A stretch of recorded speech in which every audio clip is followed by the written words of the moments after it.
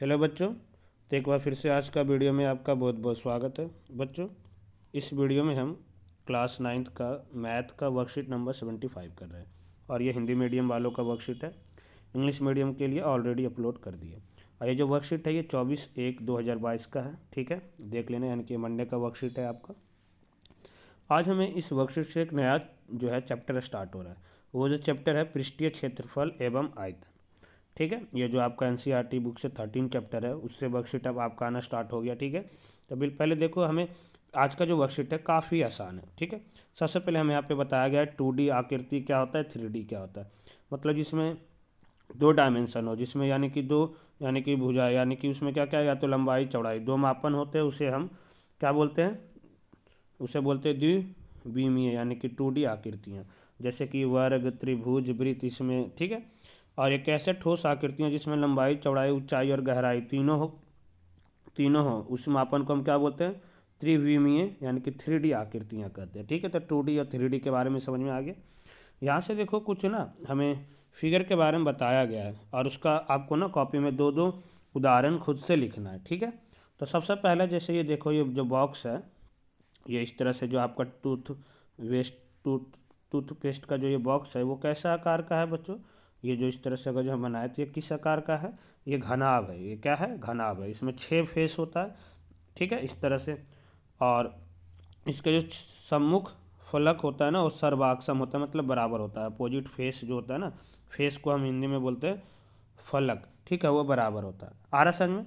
तो इस तरह से इसमें 6 फेस है और अपोजिट फेस जो होता है ना वो इक्वल होता है, यानी कि सम्मुख, मतलब जैसे इसका इक्वल होगा, इसका इक्वल होगा। ठीक, इसके जैसे इधर वाला फेस का इक्वल होगा, इस साइड का ऊपर वाले का होगा नीचे बराबर, सामने वाले का पीछे जैसा बराबर होगा। ठीक है, तो इसी तरह से आपको दो खुद से और उदाहरण देना है।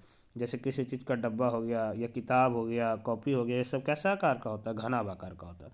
दूसरा जो है वो है घन। तो घन क्या होता है, यदि डिब्बे का सभी फलक वर्गाकार, मतलब स्क्वायर शेप में, मतलब सभी भुजा उसका बराबर, सभी उसका जो फलक होगा ना, सभी फेस वो बराबर होगा, तो उसे हम क्या बोलेंगे, घन बोलते हैं। आ रहा समझ में? तो इसका भी दो उदाहरण आपको खुद से लिखना है।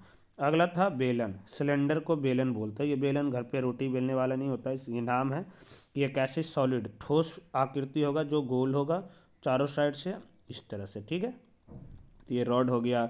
मार्कर होता है, जब पूरा बंद कर दोगे या पेन पूरा तरह से बंद कर दोगे तो ये सब कैसा होता है, कैसे आकार का होता है, बेलन आकार का होता है। तो इस तरह से इसका भी दो उदाहरण आपको यहाँ पे लिखना है। ठीक है बच्चों, आगे आपको दिया हुआ है कोन के बारे में। किसके बारे में बताया गया है, कोन। तो कोन क्या होता है, जैसे आप लोग बर्थडे ये कैप पहनते हैं ना, जन्मदिन में जो टोपी पहनते हैं इस तरह से। ठीक है, तो ये कैसा आकार का होता है, कोन आकार का होता है। ठीक है, तो इसे कोन इंग्लिश वर्ड है, समझ लेना। हिंदी में इसको शंकु बोलते हैं। क्या बोलते हैं, शंकु बोलते हैं। ठीक है, इसे शंकु कहते थे। इंग्लिश में कोन, हिंदी में शंकु। ठीक है, इसे इंग्लिश में सिलेंडर और बेलन, इसे क्यूब, घन, सिलेंडर, और इसको सॉरी क्यूबॉइड और घनाभ। ठीक है, अगला जो है इसका भी दो उदाहरण आपको लिखना है। कैसे आप उदाहरण लिखोगे बता देते हैं। पहले डायग्राम बन नेम लिख लेना, उसका डायग्राम बना लेना, और दो उसी तरह से और नाम लिख देना जो शंकु आकार का होता है।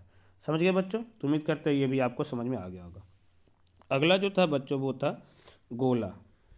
ठीक है, गोला मतलब जैसे बॉल हो गया, कोई खेलते हैं ना बॉल, या फ्रूट, किसी बहुत सारे फ्रूट हो गया, सेब है, नींबू है, ये सब कैसा आकार का होता है, ये गोलाकार का होता है। ठीक है, जिसके ऐसे देखो यहाँ पे केवल वक्रीय फलक हो। ठीक है, वक्रीय मतलब पूरा गोल ही होगा एक तरीके से, कहीं भी डायमेंशनलेस होगा, हम कहीं से इसकी लंबाई चौड़ाई नहीं निकालेंगे। ऐसी बॉल को, जैसे ये बॉल था देखो, इसको हम आधा से काट दिए, तो आधा से काट देंगे ना तो हमें कुछ इस आकार, सॉरी, हमें कुछ इस आकार में दिखेगा। कैसे, इस तरह से दिखेगा। तो जो आधा हो गया, गोला का आधा जो होता है वो अर्ध गोला होता है। ठीक है, क्या बोलते हैं उसको, अर्ध गोला कहलाता है। ठीक है, तो इस तरह से बहुत सारे, जैसे घर में कटोरी हो गया, बॉल का एक टुकड़ा हो गया आधा, इस तरह से बहुत सारे आप उदाहरण दे सकते हो। ठीक है, तो दो इसका भी उदाहरण लिखना है। तो पहला क्वेश्चन काफ़ी ईजी है और उम्मीद करते हैं कि आप लोग खुद से उदाहरण लिख लोगे। आप लोग कमेंट करना नहीं होगा तो हम इसे क्या करेंगे, कमेंट में फिर से आंसर भी बता देंगे आपको। ठीक है, मेन हमें जो आंसर यहाँ से, अब देखो यहाँ से कुछ और पॉइंट्स दिया गया है जो आपको समझना है कि किसी ठोस का पृष्ठीय क्षेत्रफल उसके सभी फलकों का क्षेत्रफल का योग होता है। जैसे घनाभ था तो घनाभ में 6 फलक था, 6 फेस था, तो छवि फेस वो जो सारे 6 फेस होंगे ना, हिंदी में फलकों बोलेंगे उसको, फलक होगा, सभी का क्षेत्रफल निकाल लेंगे तो वो क्या आएगा, उसका पृष्ठीय क्षेत्रफल आ जाएगा। ठीक है, किसी ठोस का पृष्ठीय क्षेत्रफल को दर्शाने के लिए हम उसे वर्ग इकाई में लिखते हैं। जैसे मान लो 8 आया तो उसका हम क्या लिखेंगे, 8 मीटर स्क्वायर, कि ये घनाभ है जिसका पृष्ठीय क्षेत्रफल 8 मीटर स्क्वायर है।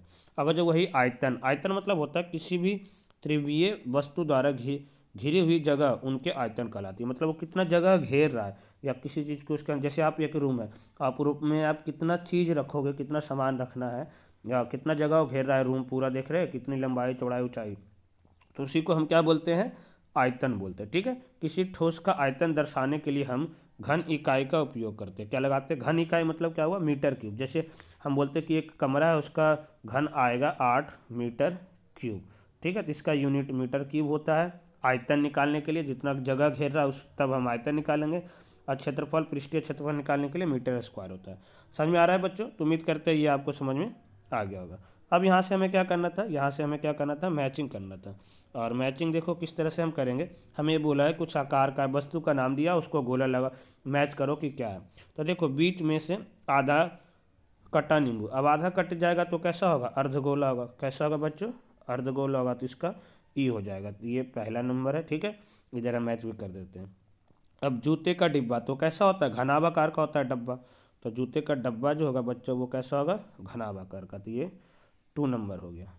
ठीक है, उसके बाद जो था तीसरे नंबर में फुटबॉल। तो फुटबॉल कैसा होता है, गोलाकार का होता है। कैसा होता है बच्चों, गोलाकार का होता है। तो ये 3 नंबर का हो गया।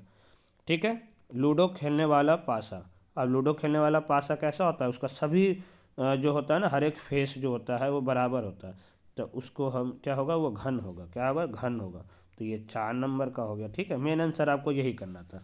ठीक है, ट्यूबलाइट तो कैसा होता है, चारों साइड से गोल होता है, मतलब बेलनाकार का होगा।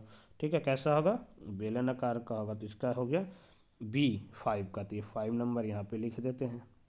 अब बच गया आइसक्रीम। आइसक्रीम बहुत सारे आकार का होता है, यहाँ पे आपको शंकुद्र लिखना है। तो ये क्या हो जाएगा, 6। तो यही आपका वर्कशीट में करना है। पहले हर एक चित्र का 2-2 उदाहरण देना है। एक एक उदाहरण तो आपको देखो यही मिल गया, और एक और भी अपने तरफ से लिख लोगे, और बाकी ये मैचिंग करना था। तो उम्मीद करते हैं कि आपको बिल्कुल अच्छे से समझ में आएगा। तो कमेंट करके रिप्लाई ज़रूर करना कितना चीज़ों का आप लोग समझ पा रहे। फिर मिलते हैं बच्चों अगले वीडियो में। जब तक आप लोग घर पर सेफ रहिए, सुरक्षित रहिए। जय हिंद।